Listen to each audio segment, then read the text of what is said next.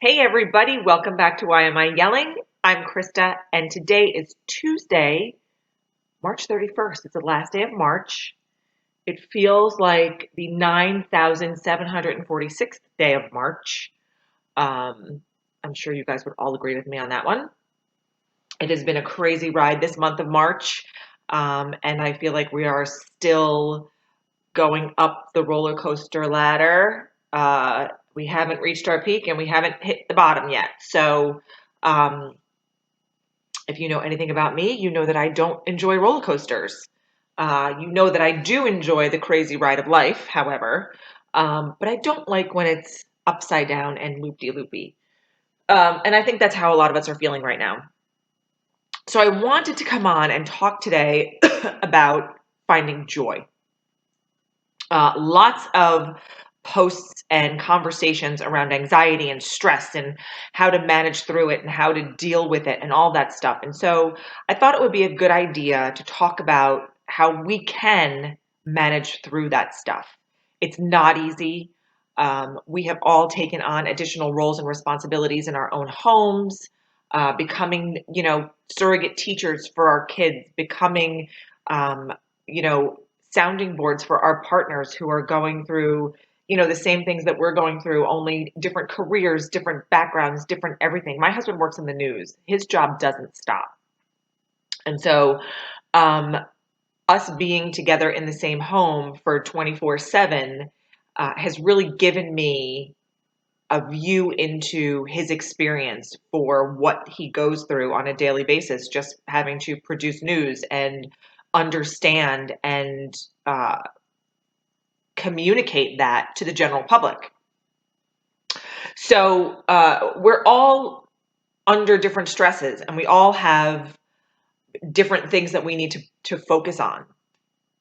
Some of us are still working our own businesses. I know I am. Some of us are trying to figure out how to pay our employees while we've had to shut our doors. I have friends who are going through this now. Um, Lots of different things. And it's scary and it's unpredictable and there is no known answer. There's no known end. And it kind of reminds me of when I started skiing. I don't like to ski. I learned how to ski when I was 41 years old.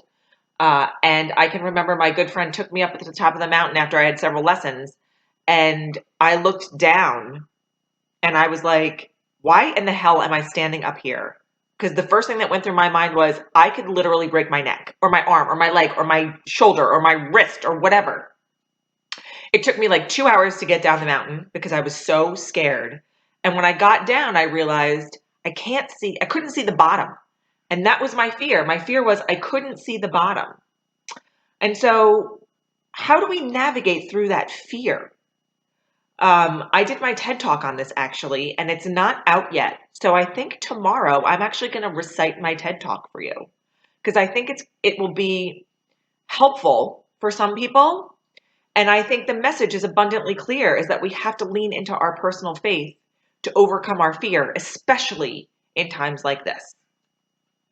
So let's try to find some joy. Today we're going to try and find joy, and we rise by lifting others up. That is my quote of the day. I'm going to go back to doing quotes of the day on my Instagram. So if you don't already follow me on the gram and you're watching this on Facebook or someplace else, hit me up at why am I yelling underscore because I post all this stuff there too.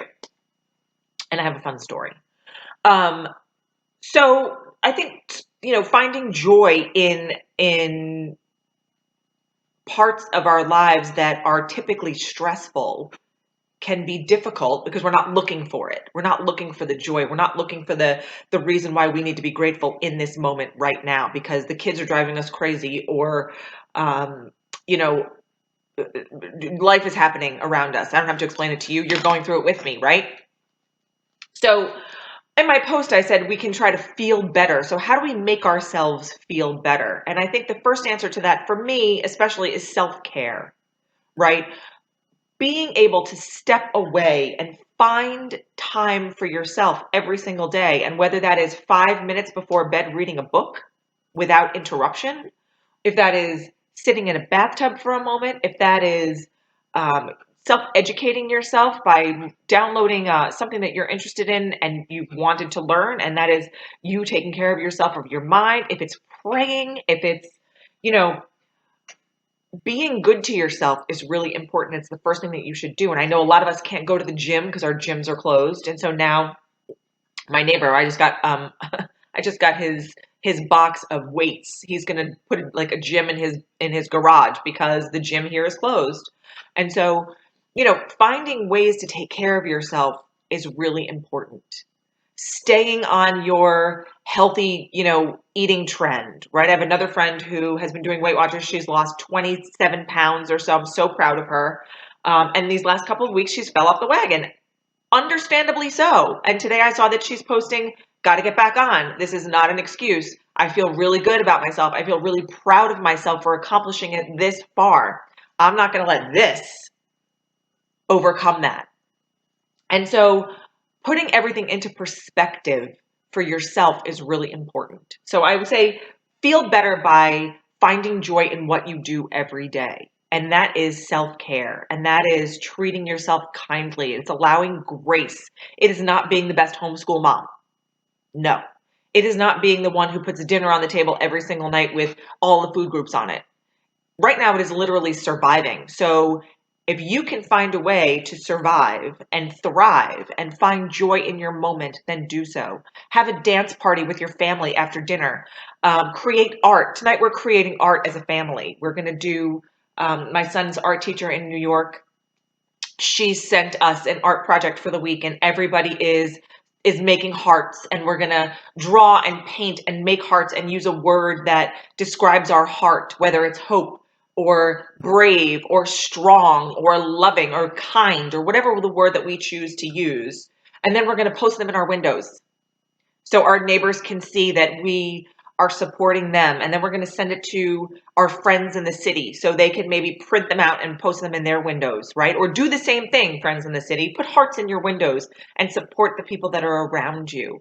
That's how we communicate now, through our windows. So feel better. That's how we feel better. Helping others sparks joy. You feel good when you're helping somebody else. Sometimes it's like, do I really want to get up and get out of bed and go do this and whatever and go volunteer and whatever? Right now, we can't get up and get out of bed and go volunteer because there's nowhere for us to volunteer physically, right? But you can call a charity and you can say, hey, these are the things that I know how to do. I know how to cook. And so I can help deliver meals, or I can help drop meals off at your location. Or, I have some extra cash, because there are some of us that still are getting paid full salaries, and so is your spouse, and your financial situation has not changed. So you can afford to dig into your pockets and give back. If you look at my link in my bio, we are raising money for families in need in New York City right now. And we are also raising money for PPE equipment and things that our healthcare workers and our first line responders need. So if you feel called to help, give back, help others, help your neighbors.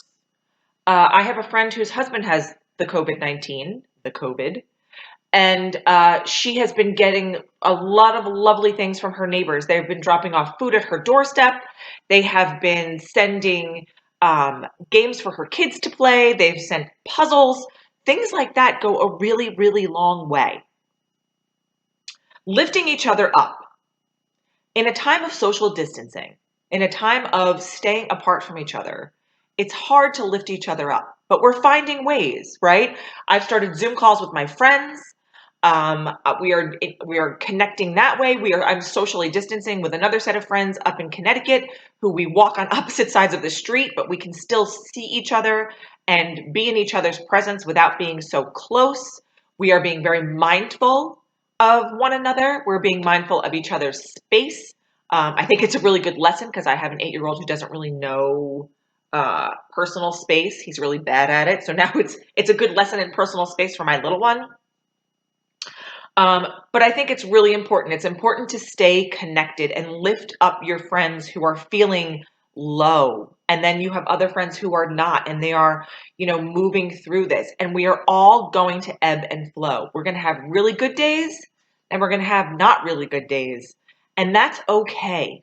And that goes back to allowing yourself grace, because none of us know how to navigate something like this because we've never been through it before.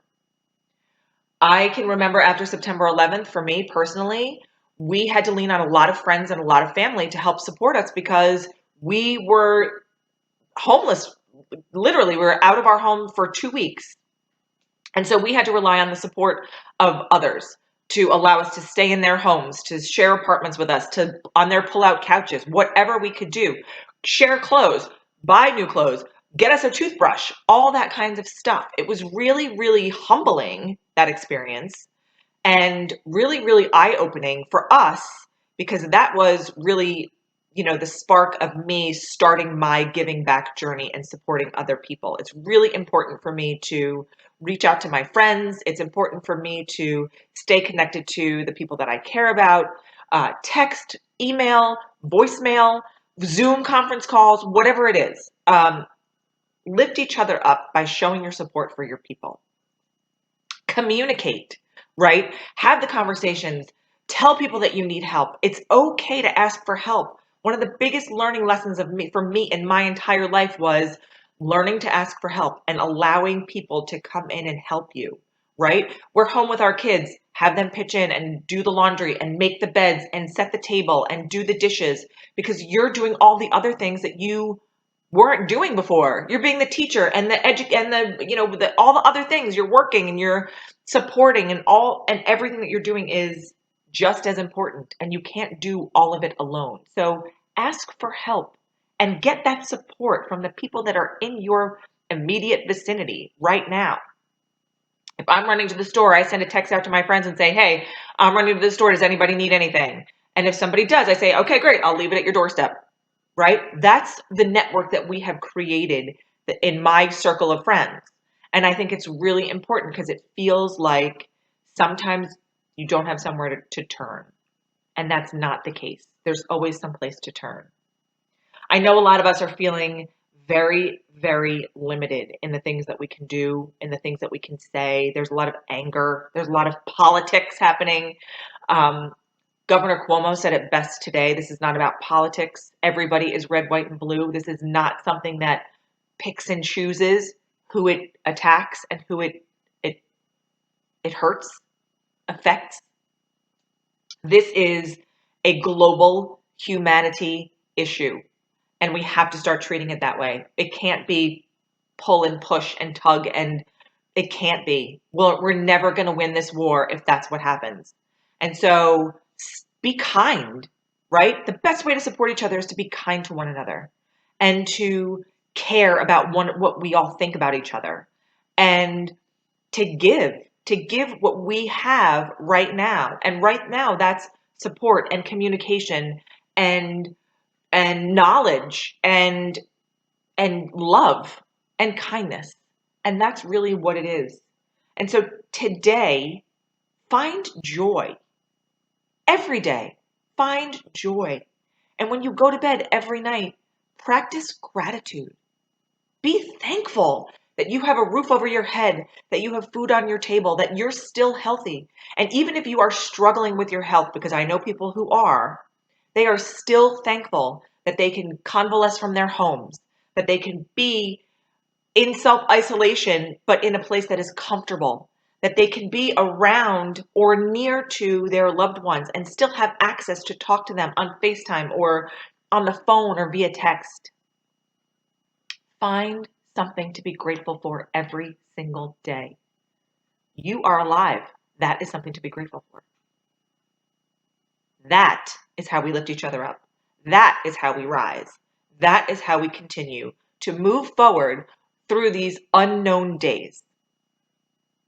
And if you need help, there's a link in my bio. And I will talk to you, no charge, because I want to help everybody. And I want to make sure that we're all healthy and that we are all getting through this in a way that is productive and inspirational and can move us through to the other side. Take me up on that. I'm not kidding. We'll be back here tomorrow, and I think I am going to read to you my TED Talk. You're not going to want to miss that. Have a great night, everybody, and we will see you back here tomorrow. Mwah! Wash your hands, don't touch anybody, and I love you. Bye.